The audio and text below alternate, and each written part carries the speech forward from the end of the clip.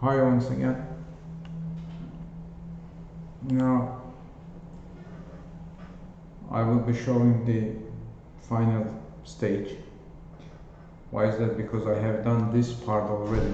If you remember, we were analyzing this circuit. This circuit was unstable circuit, so we see this particular solution, general solution, this red. Because it is unstable, it was going to go to infinity. It has gone to infinity. I explained all that and I video all these steps.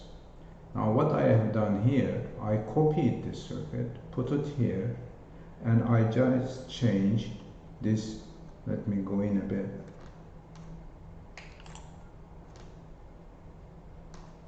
This coefficient here, 0.025.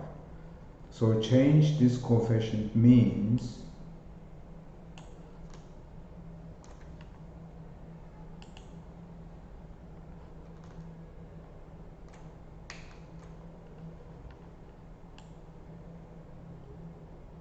what? That was unstable. Now this is stable. So I can write it here. I'm going to write this text, isn't it? Text here. That was text, wasn't it? Stable.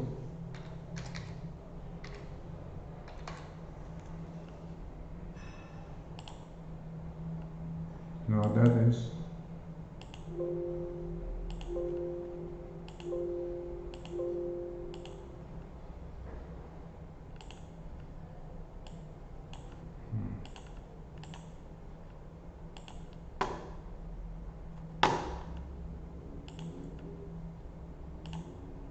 stable.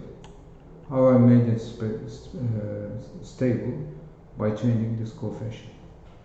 Now for this circuit, the VC voltage, capacitor voltage that I calculate, you see there is a sinusoidal signal here.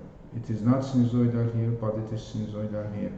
Why is that? Because in this one, we've got homogeneous solution plus the particular solution. We found the particular solution here, and I can observe it. Why is that? Because homogeneous solution became zero. Since it is stable, for a short time, homogeneous solution becomes zero.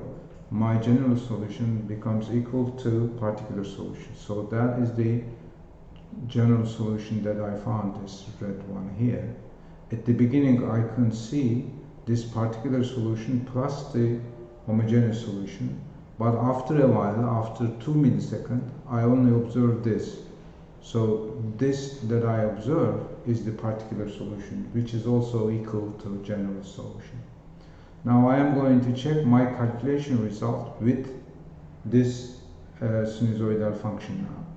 Since we already said that in frequency domain, we can find the particular solution only. So this red part only, let's make it capital now, big one. Here you are. Now if you look at this now, where is the particular solution? Particular solution, general solution, proteus result is the general solution, time domain solution. So at the beginning, in a few milliseconds, I am going to observe homogeneous solution plus the particular solution.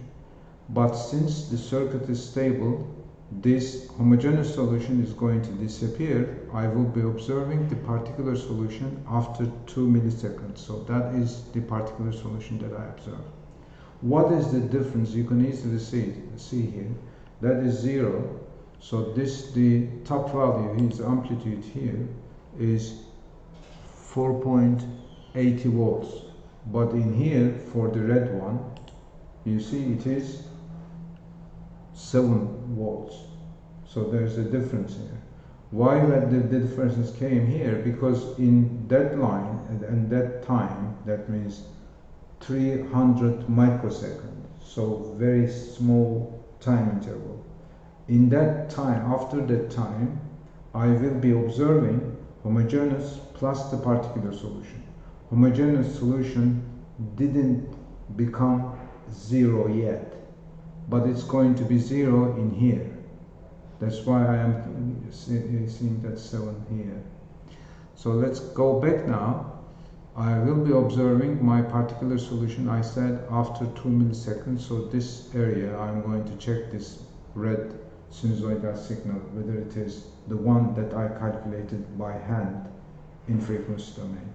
If you remember, the amplitude, roughly the amplitude to be calculated there, it was in 4.85 we said, but if we make a correct calculation, it's going to be in the range of 4.8 volts. You can see it here, 4.75, 4.77, so it's almost 4.8, isn't it? So we can say that our calculation is correct by using proteus. I said that. How I am going to change the check the phase? In order to check the phase, if you remember, our phaser's angle was 76 degree, minus 76 degree. Let's interpret the minus part first. Since it is minus, according to the source, it is going to be shifted to the right, isn't it? Minus angle means shift right in the signal. So if you look at the red one, is shifted to right, isn't it? When you compare it this one, this is shifted right. So how much it is shifted, we're going to calculate now the time difference between this maximum value and this maximum value. So for this maximum value, the time is 2.17. You can check it. For this one, sorry, 2.17 here. That is the red one, the front one. So for this one is 2.05. So the time difference between this and this peak values is in the range of 0.12. Now what we are going to do is this now. What is the corresponding degree to that time? In order to do that, we are going to find the period of our signal.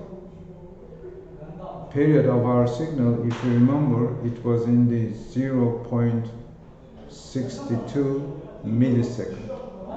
One period, 0.62 millisecond, corresponds 360 degree.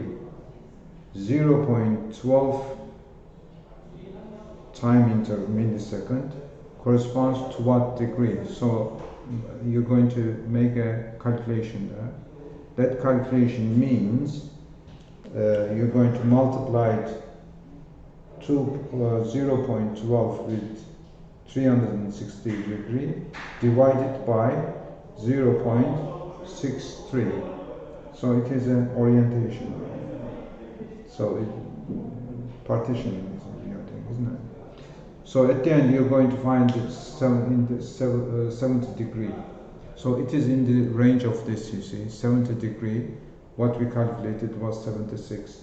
So our calculation is the same as proteus. There are some differences, but I can explain those later on. There could be some small changes, but not the big changes. So this is how we can check our calculation by using the proteus. That's a good video for that. So I stop that video.